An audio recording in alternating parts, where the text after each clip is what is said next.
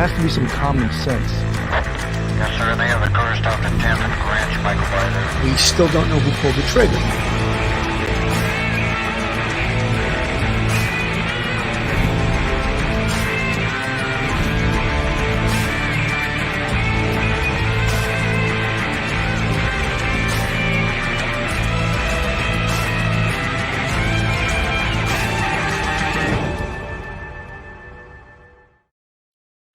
Hello, everyone, and welcome to Police Off the Cuff Real Crime Stories. I'm your host, retired NYPD Sergeant Bill Cannon, retired with 27 years on the NYPD out of Manhattan North Homicide Squad. This serial killer pattern in Stockton, California it's a very interesting case. I think one of the problems with these serial killer or these pattern cases is that the people at the top, they don't want to admit that they have a problem, that they have a pattern, and that they have put it together and they're working on it. In this instance, they have a task force. In this task force, they have the ATF, the DEA, Highway Patrol, and Stockton Police Department. And I'm sure if necessary, they can bring the FBI in. And this task force meets twice a day. So do you think they're taking this pretty damn seriously? Yeah, I think so. They've just admitted to the fact. Now, they have 7 instances. They have 7 occurrences. And they have just admitted to the fact, and there's the dates up there of the 7. 1, 2, 3, 4, 5, 6. There's 7. 1, 2, 3, 4, 5, 6, 7. 6 of the victims were killed. One of them was shot 6 times, a female victim, but she lived. And the first 2 instances, if you look at them all the way on the left of your screen, April 10th, 2021, a 40-year-old Hispanic male, and April 16th, 2021, a 46-year-old Hispanic female. They sort of described her as a female black. It's the first time I'm actually seeing that they said Hispanic female. But one of the things that I found a little bit disturbing is the chief of the Stockton Police Department. He wasn't ready to say that the pattern, the obvious things that he should be telling the public. His name is Stanley McFadden. That's the name of the chief. I'm going to put him on in a few minutes, but it's obviously the shooter is targeting male Hispanics. And for the most part, homeless people. But they're not forthcoming. At least Stanley McFadden wasn't forthcoming. Just recently, he's been forthcoming, and they admit that all 7 instances, the ballistic matches. The ballistic hits on all 7 shootings. Why didn't they come out and say that? That's an important thing. It's the same gun. Therefore, guess what? It's probably the same shooter. 99% chance it's the same shooter. I don't know why they didn't just come out and say that. All the ballistics matches, and we're looking at it being the same perpetrator. Chief McFadden should have said that. He sort of pussyfooted around it. Potential serial killer. That's how we're going to treat it as such. At this time, we don't know if it's a person or persons. As I said before, we have absolutely no evidence that connects a person or persons to any of these incidences.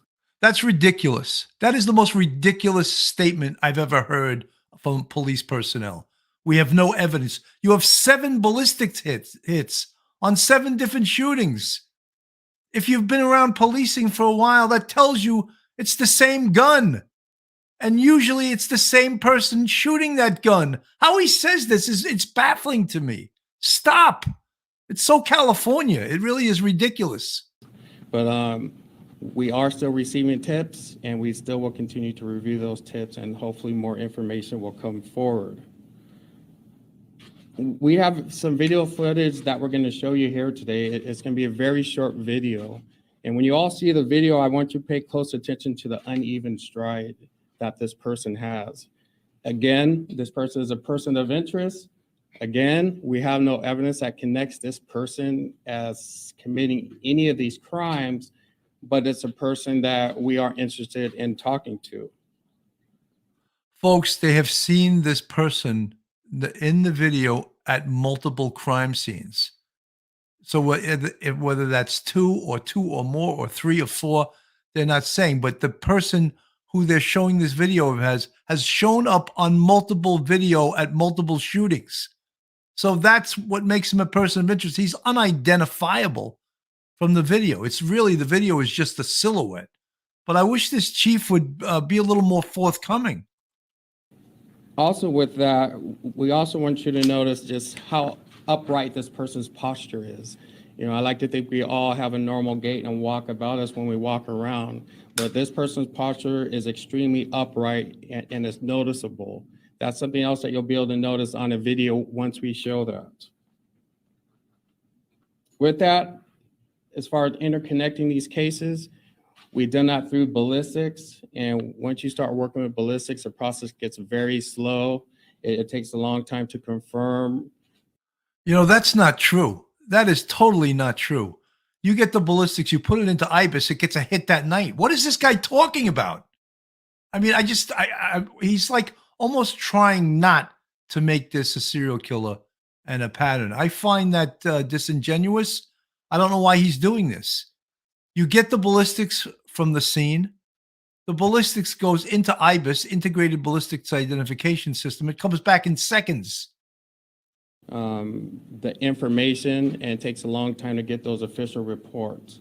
But we do have ballistic evidence that are linking our cases in accompany with some video footage as well.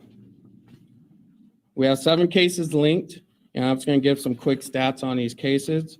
We find that the average age of the victim is 42. We find that the sex of the victims are mostly male. We also find that the races are mostly Hispanic as well. I'm going to talk about the days between these incidences that we believe may have a connection. Between the incident 1 and 2, there are 6 days. In between incident 2 and 3, there's 448 days, which is quite some time. So when he did the first 2 shootings, there was like over a year went by, 14 months went by before the serial killer shot someone again. I mean, this is like watching paint dry listening to this guy. When the incident 2 happened as compared to when incident 3 had occurred. Between incident 3 and 4, it was 34 days. Between incidents 4 and 5, it was 19 days. Between incidents 5 and 6, it was 22 days. And between incidents 6 and 7, it was 6 days. Of these 7, one of them occurred outside the city. It occurred in Oakland, and we've been partnering with Oakland Police Department to have tabletop discussions as far as what information we have. Another development we've had is we had the opportunity to interview our only surviving victim. The circumstances regarding this victim took place last year. This was a Black female adult. I think I'm going to show you the, rather than listening to this chief here, I'm going to show you the video of the female victim.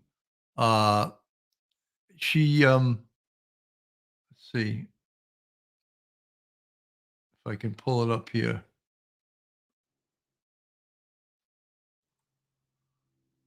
Let me see if I can come up with this. My technical skills are, let's see if I can get this up quick.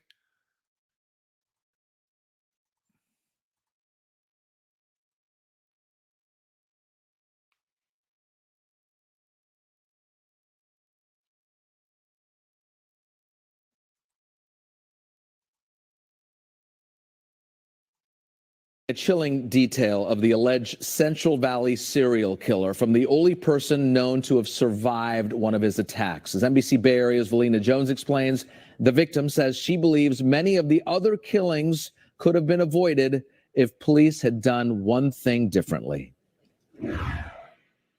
There was no words exchanged. Didn't say anything. Didn't come any closer.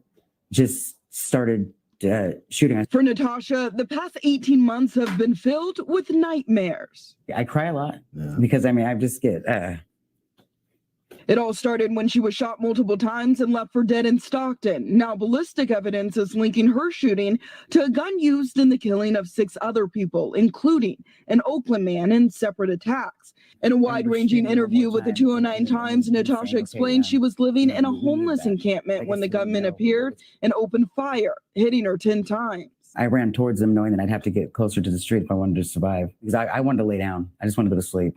I mean, there's a burning it's incredible. I was dying. She's now believed to be the suspect's only known survivor and one of his earliest targets. Natasha was attacked days after the gunman killed a man in Oakland, and tonight she believes had police taken her seriously back then, there wouldn't be more victims. And then my calls were all unanswered. I mean, and my concerns were all avoided. I mean, and you know, and now there's 5 people dead. Just days ago, police released this video of a person of interest linked to the killings. Natasha believes it's the same person that attacked her. And Stockton police say many of the shooter's victims appear to be homeless. What the motive is, what we do believe is that it's mission oriented, right? This person's on a mission. Now sober and off the streets, Natasha credits the attack for saving her life, and investigators hope her information and a $125,000 reward will help find the suspect before they try to kill again. Each and every one of those victims, they meant something. You know, they're somebody's something. In Oakland, Valina Jones, NBC Bay Area News. Interesting. You know, I think that rather than the chief, the Stockton chief, looking for reasons not to find commonality between these cases, he should find commonality and realize that these are connected. Because how is it helping him to say that these cases aren't connected? It's so important to connect them, because this way we have a much better chance to find out who the shooter is. And as I said earlier on, there's a task force. All right, they have the ATF, the California Highway Patrol, of course, the Stockton Police Department, and the DEA is working in a task force. And with this task force, they meet twice a day. They meet twice a day and they compare notes. I'm just inviting Joe Murray. I sent him the StreamYard if he wants to jump on and join me today as a guest. I didn't know Joe would be in the audience. So again, why is there a task force with this? Obviously, these are complicated cases. Someone just said to me recently, shouldn't we check the bus routes and the public transportation routes in the area of these shootings? And my answer to that is absolutely. Here we go. Here's the geographic areas of the shootings. However, my feelings are, and I could be wrong, as I always say, I've been wrong before. I could be wrong, but I feel that the shooter has a car, because if he's taking public transportation, that means he's exposed that much more out on the street, exposed to people seeing who he is, seeing him walking around on the street. And a serial killer such as this wants to do the dirty deed, and he wants to get the hell off the street as quickly as possible. So that's why I feel, and I could be wrong. He could be absolutely be taking public transportation, but my feelings are based on my past experiences. I think that he's probably has a car. And I had mentioned in an earlier episode that I believe he's what's known as an organized offender, an organized serial killer, which some of the traits of an organized serial killer is that he's above average intelligence. He has a job. He thinks a lot. He plans a lot. His shootings. He may even take artifacts from the scene of the shootings to remember the shootings by. But he thinks about his crimes, and he's highly intelligent. And usually he owns a car. Coming out today's press conference with Stockton police, we learned the investigation is much bigger than previously thought. And for the first time, we're seeing a person of interest on video. There's persons on a mission. A mission to kill, says Stockton Police Chief Stanley McFadden. The chief released this clip of the man they call a person of interest, quite possibly the serial killer that's linked to 7 shootings, all but one deadly. We've seen this person of interest on more than one of the incidences, so it's absolutely someone we want to talk to. The incidents, the chief says, date back to April of 2021, much earlier than investigators thought. And today we learn the first victim, a 40-year-old Hispanic man, was shot and killed, not in Stockton, but in Oakland, April 10th of last year. 6 days later, a black woman, the first and only female victim, was shot in Stockton, but she survived. The chief says she was homeless. She was in her tent when she heard someone walking around her campsite. When she came out of her tent, she encountered someone holding a gun at her. Fast forward to July of this year, some 448 days later, the suspect shot and killed again in Stockton, a male. Since then, 4 more men in Stockton have been shot and killed. The most recent murder happened 1 week ago. None of the victims was robbed or beaten. The average age is 42. Most are Hispanic men. All were alone in a dark area. We've had male, we've had female, we've had different races. So at this time, we don't know exactly what they're targeting. The chief says more than one suspect could be to blame, but for this person of interest, he notes his uneven stride and extremely upright posture. He's described as 5'10" to 6 feet tall with a thin build, race unknown. Police say when he shot his lone female victim, he was wearing a COVID-style face mask. Stockton Mayor Kevin Lincoln rallied the community to stick together. That's the least that we could do for these families, is help bring some sort of justice and closure to these families. So far, no known motive, and the chief says ballistics evidence links all 7 cases. And today, that reward has increased to $125,000. Last night when I was on the air with you two, it stood at $95,000. Businesses have put forward funds. And then just a few moments ago, the ATF announced an award for some $25,000. So it's growing. All right. So we've heard before of attacks, say, on the homeless. Was the woman the only one who was homeless? No, there were others who were homeless, but because there were also residents who were housed as well. They don't know the common link between any of these victims now, which makes it all that more difficult to figure it out. A lot of, folks, there is a common link. I don't know why this chief is choosing to point to things that aren't in common rather than what is in common. Most of the victims are male Hispanics. Say that. Say that. One woman, we had a woman, she was a female black, and she was homeless. These are connecting, these connect the cases. This chief, I don't know where he was a cop. I mean, he's saying things that make no sense. Yes, link the things that make this case very similar. Link the things that bring the commonality, not the things that, I want to show you I think one of the reasons that they don't want to say serial killer, because it raises up the neighborhood and it makes everyone crazy. Like, oh my God, we got a serial killer loose.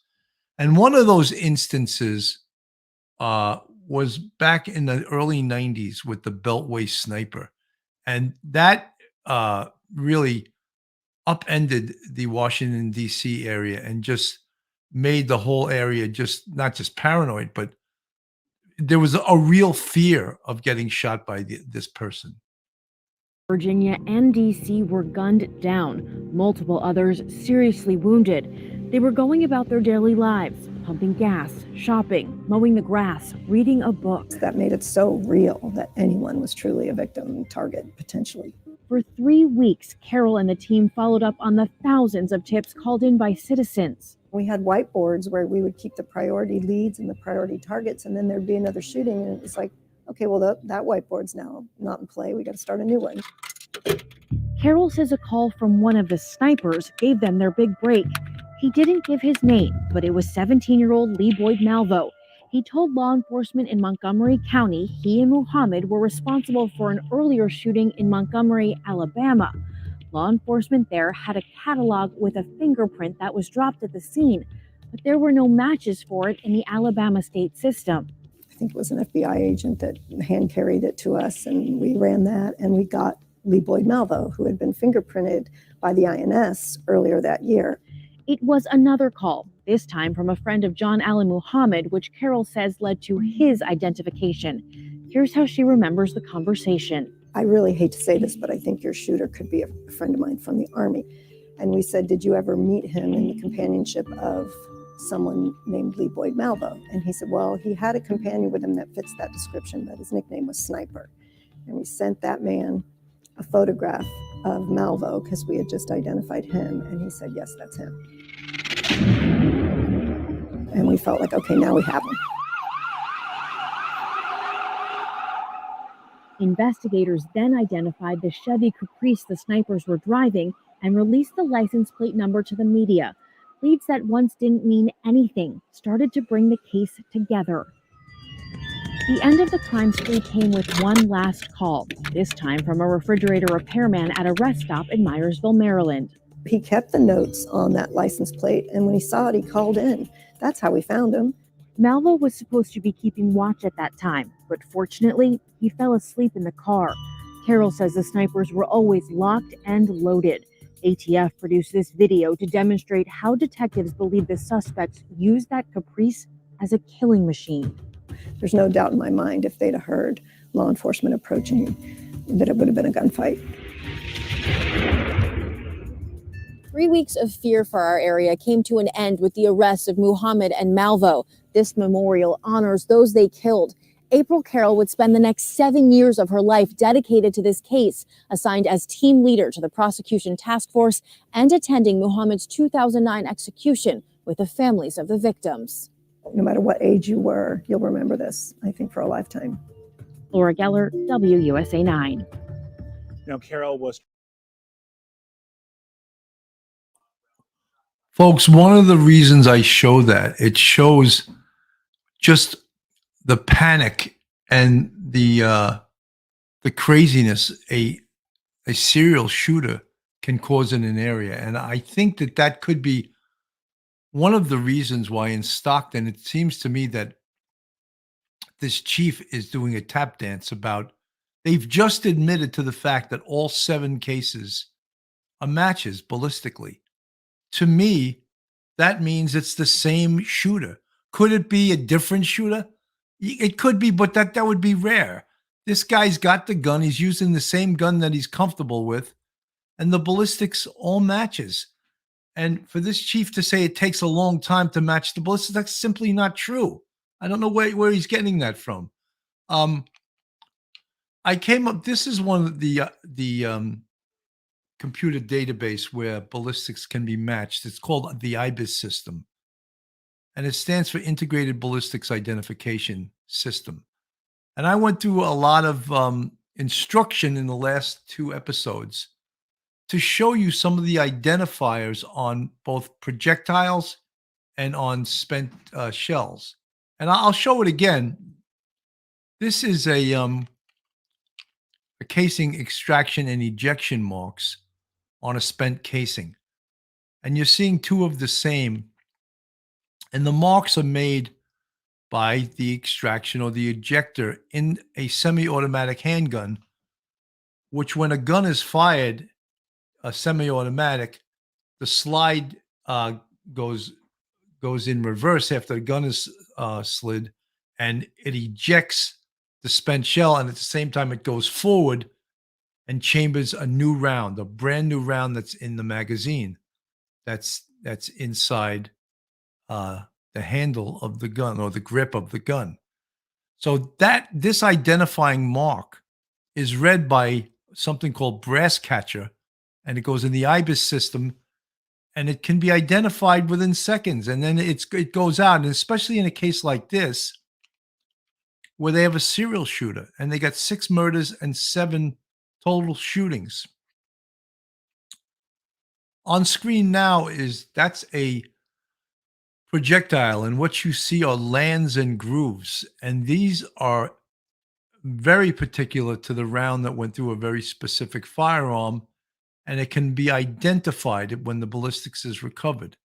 And that's also put under a microscope by a ballistic, usually detective, who is also what we consider a scientist.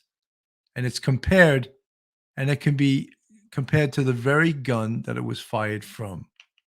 But usually on the scene of these shootings, for the fact that it's a semi-automatic, this is what's going to be on the scene, these spent casings. Or, we would call them spent shell. That's the street vernacular for it, but the proper scientific vernacular would be a spent casing. And that's what would be identified. That's what the woman who survived, she was shot 7 times, 6 hits, and 1 didn't penetrate. So as there should be 7 casings in the vicinity of where she was shot. And that those identifiers would be compared with the previous shootings. And that's how the chief finally admitted today that all 7 shootings, the ballistics matches. They just admitted to that.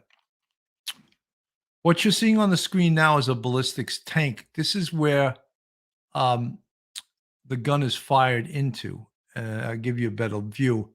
You could see the detective pointing the gun down into the water. It's actually fired into water.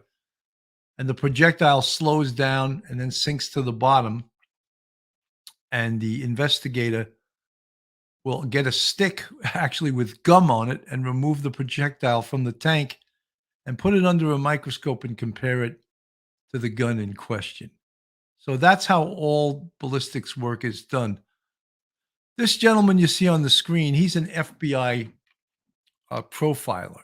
And in a lot of these instances, you always see him on News Nation and CNN, and he's like a talking head.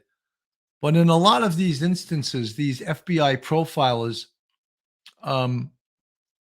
they're not on it. They're not. Their predictions are not very accurate. And specifically, I say that because in the Beltway Sniper, they weren't even close to pointing out.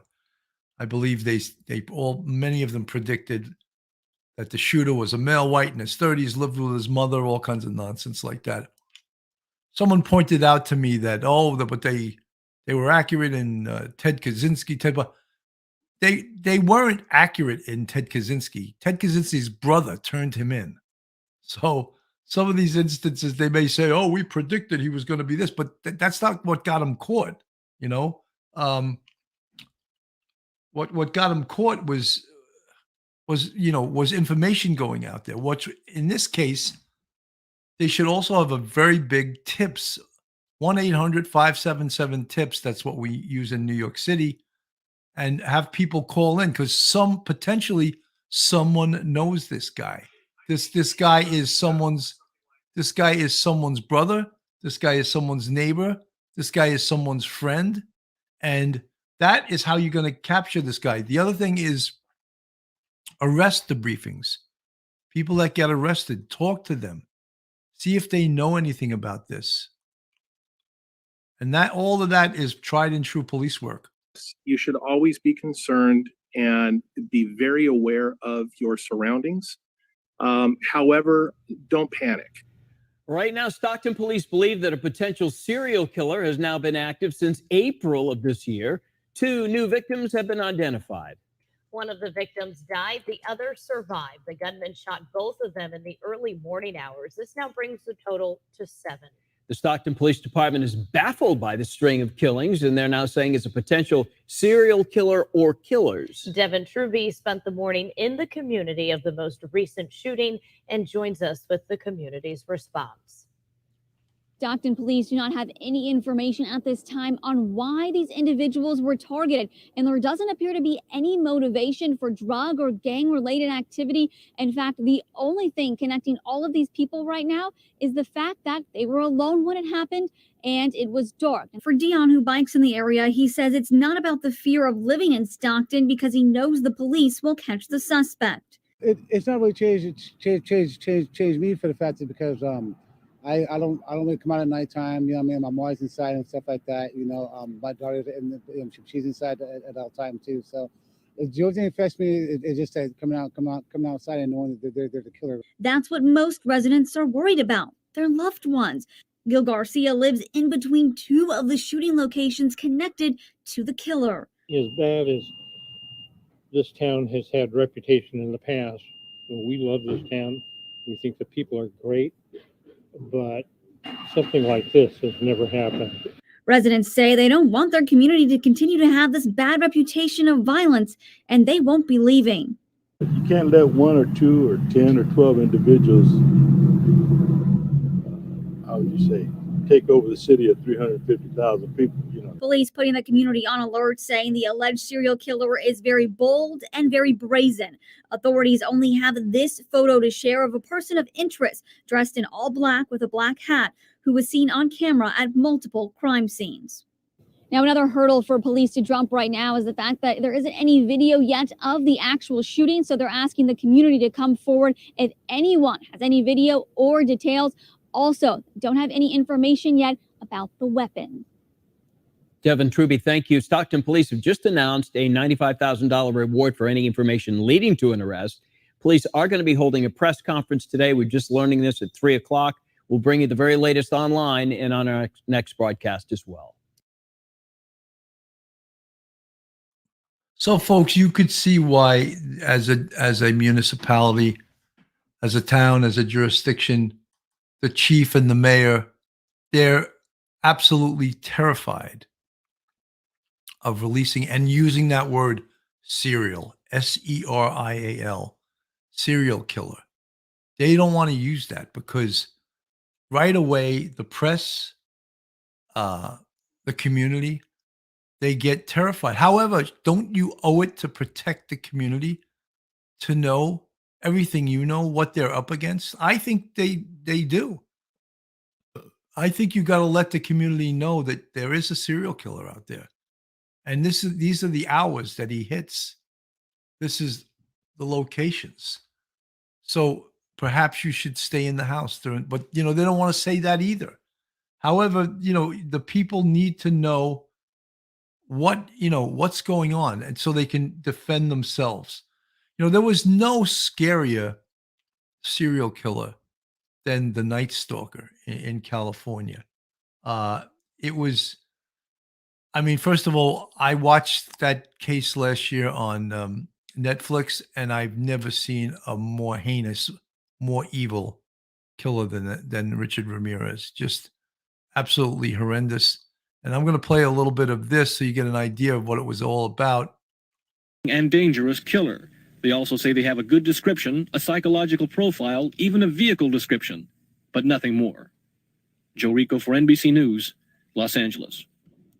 Californians have come to know him as the Night Stalker. He strikes in the night, and police say he has killed 14 people.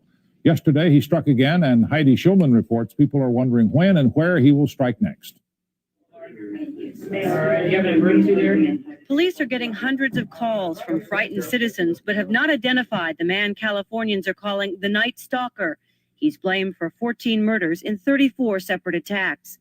The crimes began in the Los Angeles area, but last week, the killer struck in San Francisco, and yesterday morning in Mission Viejo. There, a man was shot in the head, his girlfriend sexually assaulted. Los Angeles County Sheriff Sherman Block. Nobody knows where this individual may strike next. There is some pattern to the attacks. Often victims' homes are yellow and near freeways. The killer enters through an unlocked door or window, and in some cases he's left a message, a signature. Police won't reveal that signature, but psychologists say it may mean he wants to be caught. They also warn he could become even more dangerous. The serial murderer will tend to become used to his acts of violence, and therefore it becomes more easy to do. There is a compulsive element, a drive kind of element, which pushes them to continue to repeat these crimes until the point that they're caught. Many Southern Californians are seeking protection. I like to sleep with the windows open and stuff, especially during this hot weather, but closing everything up. And last night we had everything locked up, had the dog in the house, and even though it was hot, I'd rather be safe than sorry. I mean, it's frightening. Psychologists say fear and publicity may be what the Night Stalker wants, but police hope it will also lead to someone spotting him before he murders again. Heidi Schulman, NBC News, Los Angeles. So, folks, you see how important it is to let everyone know. And as a matter of fact, near the end of this whole crime spree, the Night Stalker was actually caught by the community. His picture was published on the front page of all newspapers in the Los Angeles area, and people spotted him on the street, and they would have beat him to death had he not been saved by responding police. The community had it with this guy. They had read of his horrendous deeds. And, when they saw him on the street, they wanted to beat him to death. So what we're talking about here is we have a very distinct pattern, all right? And that's why I'm a little annoyed when the chief says there's nothing patternable here or connecting. There's lots of things connected here. First of all, geographically, yes. Does it go outside of the geography? Yes. Does it go outside of male Hispanics? Yes. There was a female black and there was a female white, but isn't commonality? Couldn't he also have mistaken the male white and the female black for a male Hispanic? It was late at night. It was dark. Let's put together the commonality so we can hopefully thwart what this guy is doing. The other thing is, and I recommended this, is that you get undercover cops, you get plainclothes cops, and put them around and within some of these homeless encampments. Have them speaking, have them within going to food pantries, going to churches, going to Alcoholics Anonymous meetings, go to places a lot of homeless people will frequent. That might be the way to flush this guy out, all right? You got to get your hands dirty. Policing is a dirty sport sometimes. Get these guys in the suits and the ties, put them in their jeans and sneakers, let them not shave for a few days, and get them out there with potential victims. That's what you need. That's what's going to get this guy caught. Not shirt and tie, boardroom type police work. Let's get out on the street. Let's, as I said, let's get down and dirty. Let's get the detectives. Let's get the ATF. Let's get the local police, the Stockton police. Let's put them in plain clothes. Let's get a lot of them out there in plain clothes, and let's catch this guy. And that's the way we're going to catch him. Is if he keeps, unfortunately, he has to keep doing his dirty deed in order to capture him, unless someone points him out to us. Someone says, I know who the shooter is, and they can interview and interrogate him and get him to admit it. April of last year, the first Stockton shooting linked to a serial killer by ballistics. The only known survivor of the killer's gun, Natasha Latour. It happened near Park and Union Streets. Paul Yaw, the third victim, second to be killed. It happened in July this year. The killer took more than a year break. Are you concerned that we haven't seen the last of this person? What I say is, serial killings occur not frequently in terms of our country, but they are of the nature that when they do occur, they create a heightened sense of anxiety and fear because it's something that's really out of the ordinary. Stockton City Manager Harry Black says he's confident in the Joint Task Force on this case. He says it's a crisis situation, a person linked to more than half a dozen shootings. I asked Black how many investigators are working this case. Large numbers of personnel from each one of those agencies. So a lot of people are engaged in bringing this particular crisis situation to a conclusion. Agencies like the DEA, ATF, California Highway Patrol, and the San Joaquin County Sheriff's Office, all led by Stockton PD.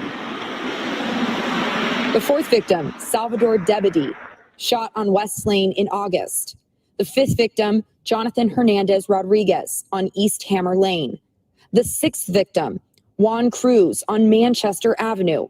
Candles set out with his initials, JC. And the seventh victim in that, Lorenzo, here we're at his memorial along Porter Avenue. A candle was just lit within the last hour since we've been here. This is that visual reminder that the city manager says is guiding this investigation. I asked about some of those vulnerable populations, including people who lived unhoused, as well as Hispanic males, as many of the victims have fallen into that category. And he said that there is no evidence right now that he's able to share that links the serial killer's targets with those individuals, but says right now that investigation is focused on all options. You know, that's ridiculous. You know, they're being politically correct by not giving out the potential races of the targets of this serial killer. I think 5 out of 7 were male Hispanics. Don't want you to say that. Someone in the chat asked me, do we know the race of the shooter? And apparently we do not, because all they have is they have sort of what you saw the picture. It's like a silhouette. It's not a total description. It's a silhouette. And when they say, if you recognize this person, it's sort of a joke. No, we don't recognize them because it's just a silhouette. So no, I don't think they do know the race of the shooter. However, I think they do know that he is targeting specifically male Hispanics. And I find that disingenuous. Say it then. They're being ridiculous. Just like it took them weeks to admit that all the ballistics were connected. What was that about? I find that to be really, really crazy. Folks, this is Police Off the Cuff, Real Crime Stories. If you like this podcast, and I don't know why you wouldn't, go on our YouTube. Hit that subscribe button, give us a thumbs up, ring that bell. And if you want to support us, we have a Patreon with 3 different levels. And we also have a YouTube channel memberships with 5 different levels. And you see the folks in the chat with the green font. They're part of our YouTube channel members. We appreciate you guys so much for supporting us. And look, I really do understand why a chief of police or a mayor doesn't want to say we have a serial killer. But the fact is now they certainly do. They have a serial killer. So don't you want to protect the public? I think you do. New York City in 1977 had a serial killer. His name was David Berkowitz. And it lasted for almost a year, and it threw the city in the worst type of panic you can imagine. And it hurt businesses a lot. People were terrified to go out at night. And some of the information that was put out there wasn't so accurate. It was just false information. I'm going to play a little bit of this. 1970s, and a serial killer walked the streets of New York City for more than a year, terrorizing everyone, especially women, until this man was captured, putting an end to it all, but leaving many with the question, why?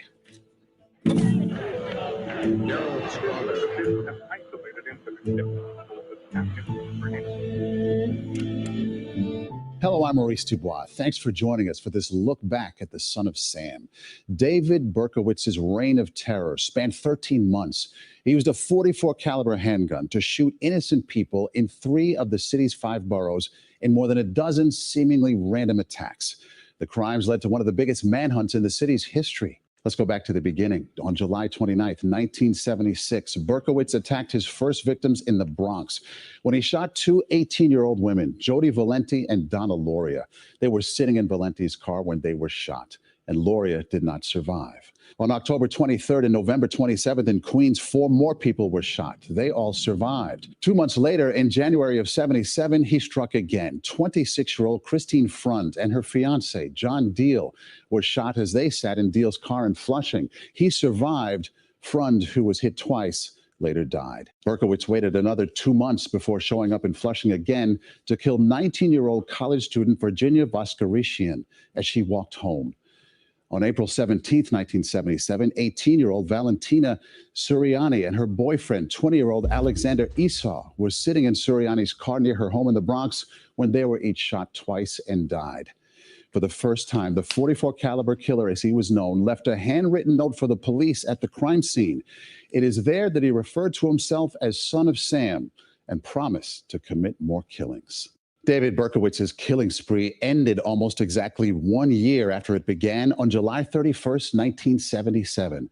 That is when 20-year-old Robert Violante and 18-year-old Stacy Moskowitz were shot in Violante's car in Brooklyn. Violante would lose his left eye. Moskowitz would die 18 hours after the attack. The shootings were the first to take place in the borough of Brooklyn and the first involving a victim with blonde hair. Reed Collins of CBS News had this report. At 5:22 p.m. Monday, Stacy Moskowitz stopped living. The doctors said they had not turned off the life support. It was just that the horrible damage done by a .44 caliber bullet in the brain was too much. 40 minutes after their daughter died, the parents spoke to reporters. Even though I lost some dear, I found many friends who I'll never forget. And I thank you for being kind and for your sympathies. I hope he suffers for the rest of his life. I hope he never has a minute's peace. I hope he suffers and just eats his heart out with a cancer. Because he's nothing, he's not human. He's not human. To do this to a young girl and a young boy. I lost a child.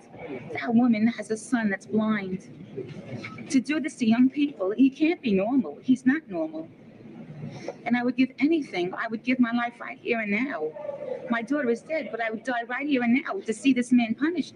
The city is preoccupied with the killer, who in one note signed himself the Son of Sam. The latest victims were shot in Brooklyn, a new area for the assailant. An element of fear pervades neighborhoods which have not known fear before. And it's something that we all have to worry about. What is your wife saying? She wouldn't even come out tonight. You know, she cried tonight when she heard that the girl died. Stacy Moskowitz died. And, you know, I said that I was going to take her right out and see what the feeling was out here. And she didn't want to come. She doesn't want to leave the house until he's caught. She wants to stay home because she's frightened. Beefed up task force of 300 is working on the case now, sifting for clues, manning telephones, answering a flood of 8,000 calls in just one day. The one common element to the shootings is a gun. A 5-shot .44 caliber revolver made by Charter Arms, one of some 28,000 manufactured. Bullets in all the attacks have come from the same weapon. Whoever holds that weapon has killed 6 people and wounded 7 in 1 year and 3 days. The police have a composite sketch of their suspect compiled from witnesses' descriptions. But no one in the city of 8 million knows who is next. Reed Collins, CBS News, New York. Up next, his killing spree comes to an end. How police finally caught up to the Son of Sam and what happened after his arrest. Plus, an outburst in court from Berkowitz and a victim. Stay with us. Well, folks, one of the, as I said, this whole case, it was 1977. It lasted a full year. It sent the city of New York into a tizzy. Just everyone was terrified. The information out there that he was targeting women with long brown hair. Some of the information was incorrect, as it was in the Beltway snipers. I remember in the Beltway sniper case, there was information that they were using a white box truck to shoot people, and that was totally incorrect. But, you know, witnesses see on the scene, they hear shots, and they see a white box truck, and they just associate that with the shooter, and that was in the Beltway sniper shootings. Again, that turned out to be wrong, and we all know that the shooter was laying down in the back of a Chevy, laying down in the trunk area and shooting with the trunk closed, and that's what muffled the shots, and the ballistics, the spent shells, stayed inside the car. That's why they didn't find any ballistics in that case. You know, someone asked, one of the things I spoke about earlier on, when you talk about serial killers, you can talk about organized and disorganized offenders. And my feelings is that the shooter in this case is an organized offender. And what does that mean to the case? What that means is he's above average intelligence. He probably has a job. He may own a car. He probably does own a car because most shooters like this, they don't want to expose themselves on the street. Someone had suggested to me that they think he's taking public transportation. And you know something? You could be right. I'm not going to slam that door shut or say, oh, you're wrong because he's an organized offender. He owns a car. He uses a car. But just think of the exposure that would put him in after a shooting if he had to go to a bus stop and wait for the bus to get there to get away. So I'm thinking that he probably owns a car, and that's what's taking him back and forth and getting him out of the area quickly.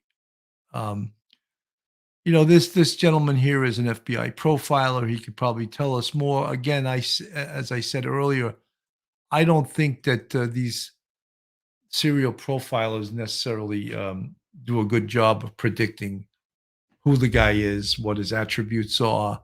I've seen them work before, and I totally lost all sense that they knew what they are talking about when I followed the Beltway sniper case. And that was, they were so far off on that I was just like, oh, there's no way on earth that will I ever believe one of these profilers and the information they spew forth that it's correct. I think that there's a certain parameters they put in there, just like I spoke about organized and disorganized offenders. He could be a combination of both. He could be disorganized also. Disorganized offender is less than average intelligence, attacks in a blitz style attack, doesn't plan his crimes very well, just more or less acts on impulse. I don't think that is this guy. As I said, I think this guy is definitely an organized offender as opposed to disorganized. So again, I'm predicting this, but again, I could be wrong. Killer or killers remain on the run. Fox 40's Will Les Pony, thank you so much for the 1999 super chat. Your question: how many victims have to be injured for someone to be classified as a serial killer? Supreme Commander. According to the book, Practical Homicide Investigation by Vernon Gebert, that used to be the Bible for homicide investigators nationally. I don't know if it's been updated enough to still have that reverence, but that book said 2 or more murders fitting certain criteria with breaks in between will classify someone as a serial killer. So that's just 2 or more. And I believe that's also the FBI's definition, what it is. I get a little crazy, as you guys know, when police don't share the information with the public. And believe it or not, and I think we have Lieutenant Peter Pranzo in the chat, sometimes the Detective Bureau doesn't share information with patrol. That, to me, is also outrageous. You got thousands of patrol officers out there. If you got information that's going to help them and you don't want to put that information out to the public, you can give it to patrol officers. You're endangering them not sharing that information. And Lieutenant Pete, I'm sure you would agree with me with this. You've seen that before in your career. I remember we had this pattern of this guy that would go into elevators and pull out 2 huge knives and rob people in the elevators. He had, I don't know, done a bunch of them on the Upper West Side. I don't know, 5, 6, 7. I don't really recall. But Manhattan Robbery, who was the robbery squad in the Detective Bureau that covered Manhattan, they knew who the guy was. And they didn't tell patrol because they wanted to grab him. That's horrendous, because patrol officers could have gotten hurt because they didn't share that information. Manhattan Robbery, we'll lock the guy up and we'll hand him to you. You have the cases, we'll hand them to you. But don't endanger patrol officers by not sharing that information. That's what I think's going on here too. So someone also asked in the chat, do I know how many times each victim was shot? And guess what? I don't, because they're not offering that information. They have just admitted to the fact that all of the ballistics in all 7 shootings matches. So maybe it will be forthcoming more information about MO. What is MO, guys? Do you know? It's a Latin term. It stands for modus operandi, which stands for, in English, method of operation. How the perpetrator operates. How does he operate? You know, he uses I don't want to spread the rumor because I don't know what caliber, but say he does. He uses a 9mm handgun. He parks his car blocks away from, let's say, a homeless encampment. And none of this stuff, I'm creating this what if scenario. This is not factual. He parks his car blocks away from his intended victims. He walks into a homeless encampment. He stirs someone up so they get up from sleeping or whatever. And then he fires numerous shots at them, as he did to the female victim. She was shot 7 times, hit 6 times. And what saved her life is her own bravery. She advanced on the shooter, had closed the gap, advanced on him. And the 7th shot didn't penetrate. And then I think she fell to the ground and he probably took off. That's part of modus operandi, method of operation.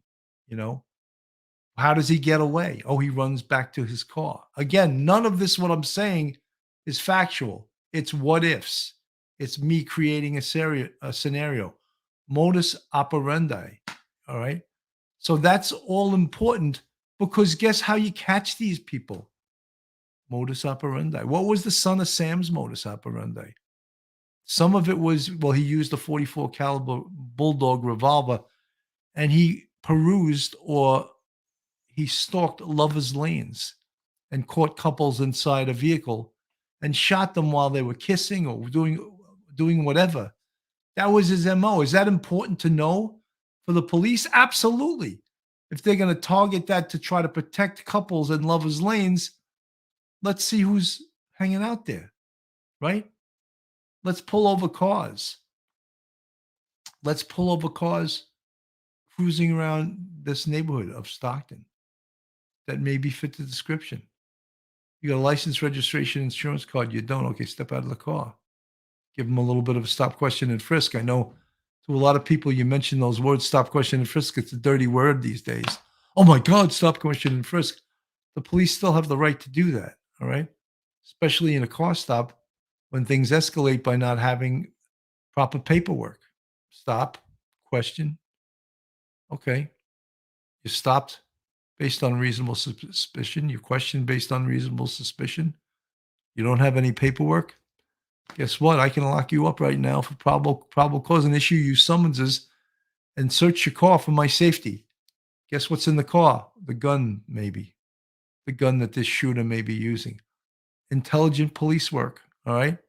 I know cops might not be thinking this way with all the beatdowns they've taken from the public and from being questioned on their actions. But you know something? This is a serial killer. This is a serial killer. This is something we have to take very, very seriously. We got to get this guy off the street. Lieutenant Pete agrees with me. I don't know, out of the 50 things I just said, he agrees with all of them.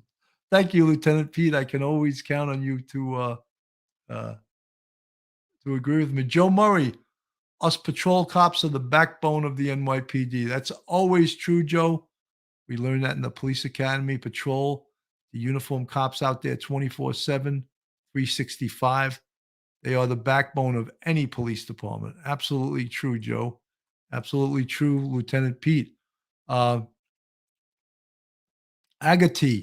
I hope you're not talking about me. I hope you're talking about the perpetrator. Girl interrupted. He has some issues and he is angry. You could be talking about me. No, I don't think so. I think you're talking about the shooter. Yeah, look, all serial killers have issues. They have psychosexual issues usually. Why are they shooting people? What's the reason? You know, Phil Leo, practical homicide investigation by retired NYPD Lieutenant Vernon Gebert. Expensive, $100 plus very graphic professional class book. Yeah, I have that book. It's a great reference. Anyone that's in the chat that wants to learn a lot about homicide investigation, I would recommend that book. It's called Practical Homicide Investigation by Vernon Gebert. I think it might be up to 5th edition. I think I have the 4th edition. But outstanding book. Some of the pictures are extremely, extremely graphic, and it's not a book you leave out on your coffee table to have some friends come over and start perusing the book. They may quietly sneak out your front door and be like, "Oh my God, she owns this book or he owns this book. I'm getting out of here," you know. But it's a great reference book, and all you and believe me, I'm not doing a commercial for this book. I'm just recommending this book because it's that good of a book. I had it at work. I used it. Folks, if you're looking for a great attorney in the New York City area, a defense attorney, that would be retired police officer, NYPD police officer Joe Murray, outstanding attorney. And you can get Joe on his cell at 718-514-3855. You can email him at joe@jmurray-law.com. His website is jmurray-law.com. Not only is Joe a fantastic attorney, but he's a huge, huge, huge supporter of Police Off the Cuff. Has supported us since we've been on the air. One of our biggest fans. In fact, I saw him in the chat today, and I wanted to see if he would jump on the show, but he was driving around town with Angie, and he couldn't come on the air. Next time, Joe. You know, the thing is, when I put Joe on the show, he's more popular than me. So all you guys in the chat are like, "Oh, it's Joe, the Silver Fox." So maybe I shouldn't invite him on the show so often, but I love to have him on the show. He's a hell of a guy. Natasha was shot April 2021. Cindy Newfield. Natasha was shot April 2021. Why did they ignore her? All these shootings, murders could have been prevented. Had they even talked to her at the time she was shot, they did not contact her until last week. You know, Cindy, that's despicable. That's not a good thing. If she's telling us the truth, and I don't see any reason why she wouldn't be, why did they not give her shooting the attention it deserved? It turns out now it was part of this pattern of this serial killer. So now she's an important witness. She's the only one that saw this guy. Can she tell us things about this shooter that no one else can? Height, weight, race. Did he say anything? Right? After he fired the shots, where did he run away or did he walk away? What was his demeanor? All of those things we can only get from her because she's the only one that lived and saw this guy, you know. Right now, all he is a silhouette. He's a silhouette, and that's all we have. Folks, I'm going to be following this case as soon as there's new information on this case. It seems like in this 24/7, 365 news cycle that things are always changing. Things are always happening on all these cases. I know Duty Ron covered the Kylie Rodney case. There was a new happening in that case where they actually had video of her vehicle going into Presser Reservoir at the exact time where it showed. They said that was the last ping on her phone. So it's really sort of very important information. So all of this new information on all the cases we've been covering, I just want you guys to know that I will be covering this case. And as soon as I have new information, I'll be right on the air. Guys, I want to thank everybody that came by today. And I want to thank everyone that supports Police Off the Cuff, Real Crime Stories. Have a great Sunday. God bless. And if you like football, enjoy the football games today. Have a great day. One episode just ain't enough.